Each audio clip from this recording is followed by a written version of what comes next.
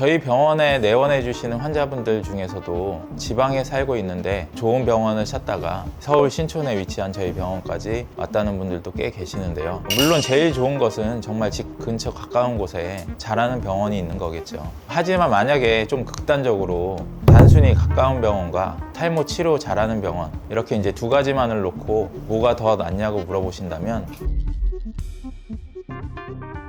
안녕하세요. 윤닥터의 모든 정보 윤종진 원장입니다. 50대 한국 남성들 중 약 25% 정도가 갖고 있다는 탈모, 60대로 넘어가면 3명 중에 1명 이상이 이제 탈모일 정도로 탈모는 흔한 질병이 되었는데요. 하지만 탈모를 치료하려고 결심을 해도 마음에 걸리는 부분이 하나 있습니다.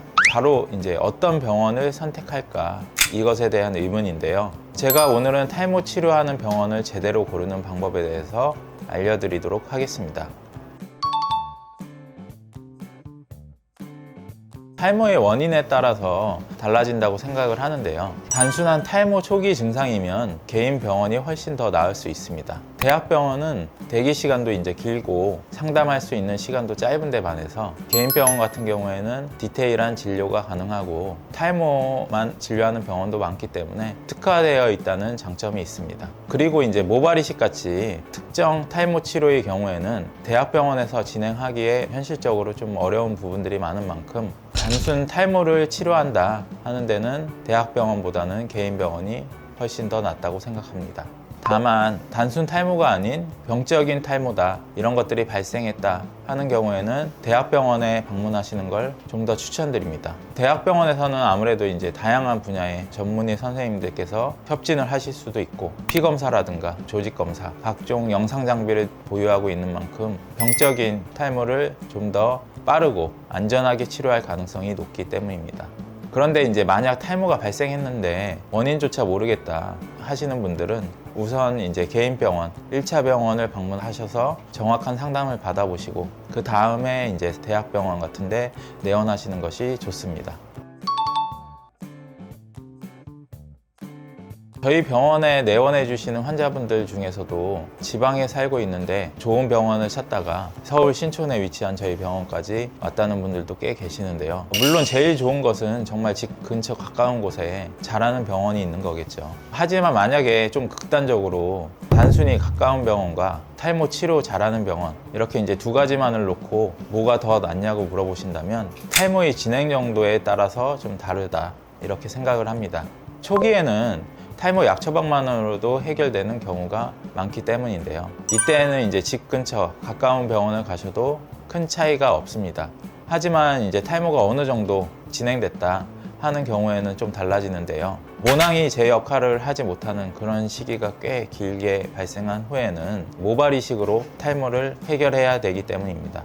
모발 이식은 숙련도에 따라서 결과 차이가 많이 발생할 수 있는데요. 때문에 이제 모발 이식을 결정하신 경우에는 잘하는 병원을 선택하시는 것이 좋겠습니다.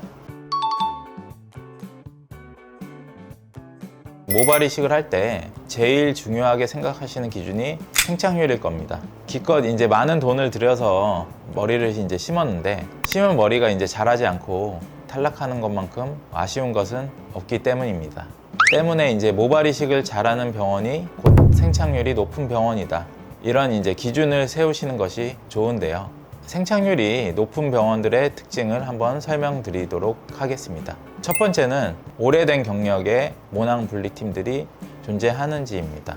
모낭 분리팀이 하는 일은 의사가 채취한 이제 모낭을 절개 같은 경우에 작은 이제 모낭 단위로 분리를 해주거나 비절개 같은 경우에는 쓸데없는 살들을 분리해주는 그런 역할을 하는 전문적인 팀인데요. 의사의 숙련도가 높아 모낭 채취를 아무리 잘했다 하더라도 모낭 분리사가 분리를 시키면서 이제 모낭에 손상을 주었다 하면 결국 생착률은 낮아질 수밖에 없습니다.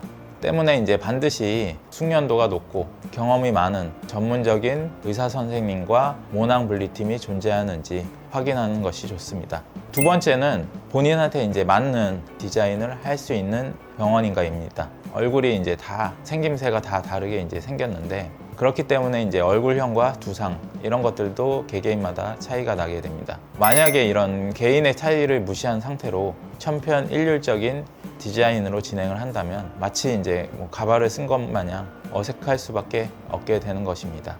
때문에 이제 개인별 상담 시 맞춤 디자인을 진행을 해주는지 꼭 확인하시는 과정이 필요합니다.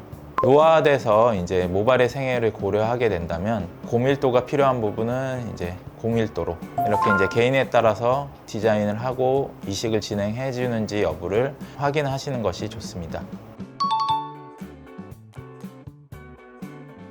사실 두피관리센터에서 이제 받는 프로그램은 탈모 치료에 있어서는 효과가 저는 적다고 생각합니다. 탈모의 이제 원인 중 하나인 염증을 이제 방지해주고 예방하는데 이제 효과는 분명히 이제 존재할 수 있는데, 다만 이제 문제는 이런 염증이 수많은 탈모 원인 중 하나일 뿐이고, 두피관리센터의 이제 프로그램들은 탈모를 근본적으로 이제 치료하는 데는 한계가 있다는 것이 저의 생각입니다. 두피관리센터에서 이제 받는 두피 마사지, 스케일링 이런 것들은 모낭세포까지 이제 영향을 주어서 탈모를 치료하는 데는 물리적으로나 불가능에 가깝기 때문입니다. 그리고 이제 탈모를 치료하는 의사로서 두피관리센터를 이제 경유해서 치료 적기를 놓치시는 분들도 많이 봐왔기 때문에 평소에 이제 두피 관리를 받으시는 것은 탈모 예방에 도움이 된다. 하지만 탈모가 이제 진행되고 있다, 머리카락이 많이 가늘어졌다 하시는 분들은 지체 없이 병원에 오셔서 진료를 받으시는 것이 좋겠습니다. 우선은 이제 탈모가 이제 발생한 시기가 언제였는지, 지금까지 해봤던 이제 치료 방법들은 어떤 것들인지 상담해 주시는 의사 선생님께 말씀을 해 주시는 것이 좋은데요. 탈모 발생 시기를 알아야 얼마만큼의 모낭들이 제 역할을 못하는지, 혹은 현재 단계에서 이제 맞는 치료법은 무엇인지 의사가 이제 제대로 판단을 할 수 있게 되고요. 탈모 치료를 이미 받아본 적이 있으신 분들은 해봤는데 소용이 없었던 탈모 치료 방법이 있다 하시면 얘기해 주시면 그러한 방법들은 제외하고 치료를 진행할 수도 있기 때문입니다. 두피와 모발의 상태만을 보고 탈모 유형을 파악하는 데는 한계가 있기 때문입니다. 때문에 이제 탈모가 언제 발생했는지, 지금까지 해왔던 치료 방법들은 무엇인지 이런 것들을 정확히 이제 설명해 주신다면 탈모 치료의 성공률을 높일 수 있습니다. 또 한 가지는 이제 보유하신 이제 질병이라든가 복용 중인 약물도 알려주시는 것이 좋은데요. 탈모 치료에 있어서 이제 탈모약은 뗄래야 뗄 수 없는 요소입니다. 만약 이제 모발 이식을 진행하셨는데 먹고 있는 이제 탈모약을 중단하시면 안 되고, 또한 이제 의학적으로 약물에 의한 이제 교차 부작용, 다른 약물과 이제 상호작용해서 부작용도 나타날 수 있기 때문에 물론 흔하게 이제 발생하는 경우는 아니지만 복용하고 계신 약들을 정확히 알려주시는 것이 좋습니다. 일반적으로 이제 탈모약은 영양제, 항생제, 감기약 이런 약들과는 이제 상호작용이 발생하지는 않는다고 알려져 있는데, 다만 이제 우울증 약이라든가 간염약 이런 것들을 이제 드시는 분들은 탈모약을 드실 때 간독성이라든가 우울증을 좀 더 심화시킬 수 있기 때문에 반드시 이제 상담을 진행하고 드시는 것을 추천드리겠습니다. 오늘은 탈모 치료 병원을 고르는 중요한 팁들에 대해서 설명을 드렸는데요. 제가 설명드린 기준은 일반적인 상황에서의 기준일 뿐이며, 지금까지 이제 탈모를 치료하면서 이제 경험해온 기준을 바탕으로 정한 것이니까 이 점 참고해 주시면 감사하겠습니다. 지금까지 윤닥터의 모든 정보 윤종진 원장이었습니다. 감사합니다.